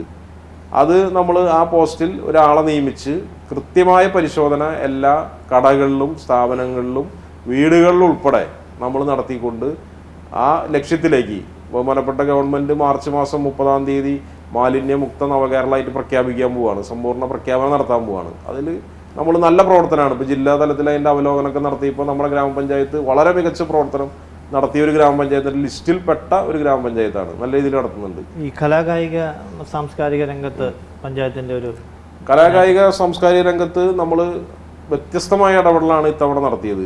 ഒരു കാലത്തും കേരളോത്സവത്തിൽ പങ്കെടുക്കുന്ന ക്ലബ്ബുകൾക്ക് സ്പോർട്സ് കിറ്റ് നൽകുന്ന പ്രവർത്തനം നടത്തിയിട്ടില്ല. കഴിഞ്ഞ 3 വർഷമായി നമ്മൾ കേരളോത്സവത്തിൽ പങ്കെടുക്കുന്ന കായിക ഇനങ്ങളിൽ പങ്കെടുക്കുന്ന എല്ലാ ക്ലബ്ബുകൾക്കും സ്പോർട്സ് കിറ്റ് നമ്മൾ സൗജന്യമായി നൽകുകയാണ്. ക്രിക്കറ്റ്, ഫുട്ബോൾ, വോളിബോൾ, കഴിഞ്ഞ തവണ ക്യാരംസ് അടക്കം നമ്മൾ കൊടുക്കുന്ന സ്ഥിതി ഉണ്ടായി. അതുപോലെ വായനശാലകൾ, അവർക്ക് ഇതുവരെ അങ്ങനെ ഒരു സഹായം ഗ്രാമപഞ്ചായത്ത് നൽകിയിട്ടില്ല. കഴിഞ്ഞ തവണ നമ്മൾ എല്ലാ വായനശാലകളിലേക്കും ആനുകാലിക പ്രസിദ്ധീകരണങ്ങൾ വാങ്ങുന്നതിന് വേണ്ടി 9-10 വായനശാലകൾ നമ്മുടെ ഗ്രാമപഞ്ചായത്തിലുണ്ട്. ലൈബ്രറി കൗൺസിലിൽ അഫിലിയേറ്റ് ചെയ്ത വായനശാലകൾ. ആ എല്ലാ വായനശാലകൾക്കും ഒരു 5500-6000 രൂപ വീതം എല്ലാ വായനശാലകൾക്കും നൽകി ആനുകാലിക പ്രസിദ്ധീകരണങ്ങൾ വാങ്ങുന്നതിന് വേണ്ടി നമ്മൾ പൈസ കൊടുത്തിട്ടുണ്ട്. പിന്നെ അത് മാത്രമല്ല, ഓരോ കലാമേളകൾ നമ്മൾ വ്യത്യസ്തമായി സംഘടിപ്പിക്കുകയാണ്. കേരളോത്സവം കൂടാതെ ഭിന്നശേഷി കലാമേള, അതുപോലെ കുട്ടികളുടെ ഈ അംഗനവാടി കുട്ടികളുടെ കലാമേള, ഇത്തരത്തിലുള്ള ഇത്തരം മേഖലകളിൽ നന്നായി പരിപോഷിപ്പിച്ചുകൊണ്ടുള്ള പ്രവർത്തനം സംഘടിപ്പിക്കുകയാണ്. നമ്മുടെ ഗ്രാമപഞ്ചായത്ത് ഇനി ഒരുപാട് കാര്യങ്ങൾ കൂടി ചുരുങ്ങിയ കാലയളവിൻ്റെ ഉള്ളിൽ നമ്മൾ പ്രവർത്തനങ്ങൾ പ്ലാൻ ചെയ്തിട്ടുണ്ട്. അതിൽ നമുക്ക് മുന്നോട്ട് പോകുന്നതിന് വേണ്ടിയുള്ള ഏറ്റവും നല്ല ഒരു സഹായം എന്ന് പറയുന്നത് ഈ നാട്ടിലെ ജനങ്ങളുടെ പിന്തുണയാണ്. നമ്മൾ എന്ത് പ്രവർത്തനം നടത്തിയാലും അതിന് ജനകീയമായിട്ടുള്ളൊരു പങ്കാളിത്തം എല്ലാ കാര്യത്തിലും ഉണ്ടാവാറുണ്ട്. അതെല്ലാ കാര്യത്തിലും നമ്മളെടുത്തപ്പോൾ ജീവനം പദ്ധതിയിൽ 28 ലക്ഷം രൂപ ഈ നാട്ടിലെ ജനങ്ങൾ തന്ന പൈസയാണ്. അങ്ങനെ എല്ലാ കാര്യത്തിലും ജനങ്ങളുടെ നല്ല പിന്തുണ നമുക്കുണ്ടായിട്ടുണ്ട്. അതോടൊപ്പം തന്നെ മികവിൻ്റെ കാര്യത്തിൽ, ഓഫീസ് സംവിധാനത്തിൻ്റെ കാര്യത്തിൽ ഇപ്പോൾ ILGMS വഴിയാണ് നമ്മുടെ ഫയൽസൊക്കെ പോകുന്നത്. ജില്ലയിൽ തന്നെ ഏറ്റവും കൂടുതൽ പെൻഡിങ് ഫയൽസ് ഇല്ലാത്ത ഒരു ഗ്രാമപഞ്ചായത്താണ് പറപ്പൂക്കര ഗ്രാമപഞ്ചായത്ത്. പെൻഡിങ് ഫയൽസ് മിക്കവാറും ദിവസങ്ങളിൽ 0 അപ്പോൾ അത് കൃത്യമായ സേവനം നമ്മൾ ജനങ്ങൾക്ക് നൽകുന്നു എന്നുള്ളതാണ്. അപ്പോൾ അതിൽ ജീവനക്കാരുടെ, സെക്രട്ടറി അടക്കമുള്ള ജീവനക്കാരുടെ പങ്ക് വളരെ വലുതാണ്. ആ കാര്യം കൂടി ഇതിൻ്റെ ഭാഗമായി സൂചിപ്പിച്ചു പോവാണ്. അതിലിപ്പോൾ പ്രസിഡന്റിനെ കുറ്റപ്പെടുത്തല്ല, പഞ്ചായത്തിനെ കുറ്റപ്പെടുത്തല്ല. അപ്പോൾ കേരളോത്സവം നടത്താമെന്ന് പറഞ്ഞു. അതിപ്പോൾ കുറേ വർഷങ്ങളായിട്ട് ഒരു പേരിന് മാത്രമാണ്. എന്താ നടക്കുന്നത് വെച്ചാൽ ഒന്നുമില്ല. അത് ഞാൻ ഉൾപ്പെടെയുള്ള ഭരണസമിതിയെ കുറ്റപ്പെടുത്തിയിട്ട് കാര്യമില്ല.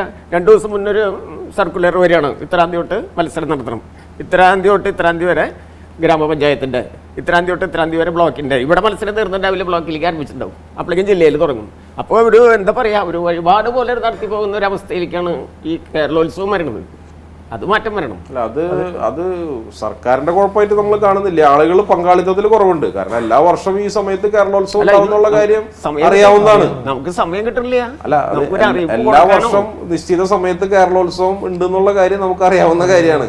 അതനുസരിച്ചുകൊണ്ട് ഇപ്പൊ 18 ക്ലബ്ബുകൾ പങ്കെടുക്കുക എന്ന് പറഞ്ഞാൽ അത്ര മോശപ്പെട്ട ഒരു കാര്യമല്ല. കഴിഞ്ഞ തവണ 20-21 ക്ലബ്ബുകൾ ഉണ്ടായിരുന്നു. ഇത്തവണ ഒരു 3 ക്ലബ്ബുകൾ കുറഞ്ഞു. എന്നാലും അതൊരു തീരെ മോശമല്ല. അതാണ്. പ്രകാശ് മെമ്പർ, എന്തെങ്കിലും പഞ്ചായത്ത് ഭരണസമിതിയുടെ ഇനി എന്തെങ്കിലും കാര്യങ്ങൾ ചെയ്യാനായിട്ട് എന്തെങ്കിലും ഉണ്ടെങ്കിൽ? പഞ്ചായത്ത് ഭരണസമിതി ഇനി കാര്യമായിട്ട് ചെയ്യാൻ വേണ്ടിയിട്ടുള്ള ഒരു കാര്യം എനിക്കിപ്പോൾ തോന്നിയത്, ഹരിതകർമ്മസേന 100% ആയെന്ന് പറഞ്ഞു. പക്ഷേ എങ്കിലും ഹരിതകർമ്മസേനയുടെ പിരിവെടുക്കുമ്പോൾ നമ്മൾ ആ കളക്ഷൻ യൂസർ ഫീ കളക്ട് ചെയ്യുമ്പോൾ പലപ്പോഴും ഗ്രാമപഞ്ചായത്തുകളിലൊക്കെ വളരെ 50 രൂപ എന്ന് പറഞ്ഞാൽ വലിയൊരു സംഖ്യയായിട്ട് കാണുന്ന ആൾക്കാരുണ്ട്. എല്ലാവർക്കും 50 രൂപ വളരെ എല്ലാ മാസം കൊടുക്കാനുള്ള ബുദ്ധിമുട്ട്. അപ്പോൾ BPL-മാരുള്ള കുടുംബങ്ങളെ, അല്ലെങ്കിൽ വളരെ സാമ്പത്തികമായിട്ട് കുറഞ്ഞ ആളുകളെ തരംതിരിച്ച് പഞ്ചായത്ത് തലത്തിൽ നിന്നും അവരെ അതിൽ നിന്ന് ഒഴിവാക്കണം എന്നുള്ള ഒരു അഭിപ്രായം എനിക്ക്. അല്ല, അത് പ്രകാശ് മെമ്പർ പറഞ്ഞാൽ ഒരു കാര്യമുണ്ട്.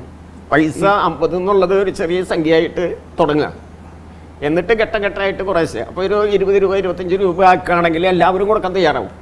ഇതെല്ലാ മാസം 50 എന്ന് പറയുമ്പോൾ അതിനുള്ള അത്തരത്തിലുള്ള ധാരാളം പരാതി ഒരു എല്ലാ ദിവസവും 20 രൂപ വാർഡ് വൈസ് നമ്മൾ കേൾക്കുന്ന ആൾക്കാർ. പ്ലാസ്റ്റിക്കുകൾ ഇല്ലെങ്കിൽ പോലും 50 രൂപ 50 രൂപ കൊടുക്കണം. 50 രൂപ. അപ്പൊ അതിനെ നമ്മളൊരു 20 രൂപയോ ആക്കുക. അത് കഴിഞ്ഞ് അടുത്ത വർഷം വരുമ്പോൾ ഒരു 25 അല്ലെങ്കിൽ 30. അപ്പോൾ പിന്നെ തന്നത് പിന്നെ നിലനിർത്തി പൊക്കോളും. ഇത് ആദ്യം തന്നെ അങ്ങനെ കുറെ വീടുകൾ ഉൾപ്പെടാണ്ട് നിൽക്കുന്നുണ്ട്. സാമ്പത്തികമായി വളരെ പിന്നാക്കം നിൽക്കുന്ന ആളുകൾക്ക് 50 രൂപ എല്ലാ മാസവും കൊടുക്കുക എന്ന് പറയുമ്പോൾ ബുദ്ധിമുട്ട്. പിന്നെ അവർക്ക് എന്തെങ്കിലും ഒരു ഞങ്ങൾക്ക് ടാക്സ് ഇല്ലാത്ത വീടാണെന്നോ എന്തെങ്കിലും പറഞ്ഞൊരു സർട്ടിഫിക്കറ്റ് വരുമ്പോൾ ഇതുവരെയുള്ള ഡ്യൂസ് മുഴുവൻ കളക്ട് ചെയ്യും നമ്മൾ. അപ്പോൾ ഒരുമിച്ച് 600 രൂപ അല്ലെ 1000 രൂപയൊക്കെ ഒരു വർഷം അടയ്ക്കേണ്ടി വരിക എന്ന് പറഞ്ഞാൽ ഇത്തിരി ബുദ്ധിമുട്ടില്ല. അതൊന്നും അവരെ ഒഴിവാക്കാൻ വേണ്ടിയിട്ട് പഞ്ചായത്ത് തലത്തിലുള്ള മീറ്റിങ്ങുകൾക്ക് സംസാരം ഉണ്ടായിരുന്നു. പഞ്ചായത്ത് തലത്തിൽ തീരുമാനം എടുക്കുന്നത് നല്ലത്. പക്ഷേ ഗവൺമെൻറ് ഓർഡറാണെന്നുള്ള നിലയ്ക്ക് നമ്മളത് ഇംപ്ലിമെൻറ്റ് ചെയ്തിരിക്കുകയാണ്. അതിനൊരു മാറ്റം വരുത്തണം എന്നുള്ളൊരു അഭിപ്രായം. അത് പല പഞ്ചായത്തുകളിലുള്ളൊരു പ്രതിസന്ധിയാണ്. കാരണം പ്രാദേശികമായിട്ട് വരുമ്പോൾ ചില നാട്ടിൻപുറത്തെ അതിസാധാരണക്കാരായ ആൾക്കാരെ സംബന്ധിച്ച് ഈ 50 രൂപ എന്ന് പറയുന്നത് വലിയൊരു പ്രതിസന്ധിയല്ലേ. അപ്പോൾ നമുക്കത് അതാത് പഞ്ചായത്തുകൾക്ക് അക്കാര്യത്തിൽ തീരുമാനമെടുക്കത്തക്ക രീതിയിൽ ആ ഒരു നിയമം ഭേദഗതി ചെയ്യേണ്ടതല്ലേ? എങ്ങനെയാണ് അതിനെ പഞ്ചായത്ത് നോക്കിക്കാണുന്നത്? അതിലെ ഈ 50 രൂപ എന്ന് പറയുന്നത് നമ്മുടെ നാടിൻ്റെ ഇപ്പം തന്നെ നമ്മൾ ഇവിടെ AC ഇട്ടിട്ട് വരെ നമുക്ക് ചൂട് അനുഭവപ്പെടുന്നുണ്ട്. അതൊരു പരിസ്ഥിതിയുമായി ബന്ധപ്പെട്ട് അല്ലെങ്കിൽ നമ്മുടെ നാടിൻ്റെ നിലനിൽപ്പുമായി ബന്ധപ്പെട്ടൊരു കാര്യമാണ് മാലിന്യത്തിൻ്റെ അതിൻ്റെ ഒരു ഗൗരവം പഞ്ചായത്ത് മെമ്പർമാർ പോലും ബോധ്യപ്പെട്ടിട്ടില്ല എന്നുള്ളതാണ് ഇപ്പോൾ നമുക്ക് മനസ്സിലാവുന്നത്. അപ്പോൾ താഴേക്ക് അത് എത്രത്തോളം ആയി എന്നുള്ളതിൻ്റെ നമ്മൾ കൂടുതലായിട്ട് ചിന്തിക്കേണ്ട ഒരു ഇതാണ്. അല്ല, അതിനകത്ത് അവർ സൂചിപ്പിക്കുന്ന പ്ലാസ്റ്റിക് ഇല്ലാത്തൊരു വീടുമില്ല. എല്ലാ വീടുകളിലും പ്ലാസ്റ്റിക് ഉണ്ട്. നമ്മൾ പോയി നോക്കി കഴിഞ്ഞാൽ ഞങ്ങളൊക്കെ വീടുകളിൽ ഇറങ്ങിയിട്ടുണ്ട്. പോയി നോക്കി കഴിഞ്ഞാൽ നമുക്ക് അറിയാൻ പറ്റും. ഹരിതകർമ്മസേന പ്ലാസ്റ്റിക് ശേഖരിക്കുന്ന മാത്രം സേനയല്ല, മറ്റു പാഴ്വസ്തുക്കളും അവർ കലണ്ടർ വെച്ചുകൊണ്ട് ജനുവരിയിൽ ഇന്ന സാധനം, ഫെബ്രുവരിയിൽ ഈ പിന്നെ ഗ്ലാസ് അങ്ങനത്തെ ഇലക്ട്രോണിക്സ് വേസ്റ്റ്, ഇതൊക്കെ ഡിസംബറിൽ ലെഗസി വേസ്റ്റ്, എല്ലാ പാഴ്വസ്തുക്കളും നമ്മൾ ശേഖരിക്കുകയാണ്. നാട് ക്ലീൻ ചെയ്യുകയാണ് മൊത്തത്തിൽ. അപ്പം അതിൽ ഈ പറഞ്ഞ പോലെ അതിദരിദ്രർ അവരെ നമ്മൾ ഒഴിവാക്കിയിട്ടുണ്ട്. ആ പൈസ പഞ്ചായത്ത് അടയ്ക്കുകയാണ്, അവരടയ്ക്കണ്ട. അത്തരത്തിൽ വളരെ പാവപ്പെട്ട ആളുകൾക്കൊക്കെ ഇളവുകളുണ്ട്. പക്ഷെ എല്ലാവർക്കും ആ ഇളവ് കൊടുത്ത് 25 രൂപ 10 രൂപ ആക്കി കഴിഞ്ഞാൽ ഇത് ആരും കൊടുക്കാത്ത സ്ഥിതി ഉണ്ടാവും. അപ്പോൾ അതുകൊണ്ടാണ് സർക്കാർ വളരെ നല്ല രീതിയിൽ ആലോചിച്ചിട്ടാണല്ലോ. കേന്ദ്ര ഗവൺമെൻറ്റിൻ്റെ കർശന നിയമക്കാര്യത്തിലുണ്ട്. കേന്ദ്ര സർക്കാരും ഈ മേഖലയിൽ ഈ മാലിന്യ പ്രവർത്തനവുമായി ബന്ധപ്പെട്ടുകൊണ്ട് ഇപ്പോൾ സ്വച്ഛ് ഭാരത് എന്നൊക്കെ പറഞ്ഞ് പ്രധാനമന്ത്രി നടത്തിയിട്ടുള്ള ഒരുപാട് പ്രവർത്തനങ്ങളുണ്ട്.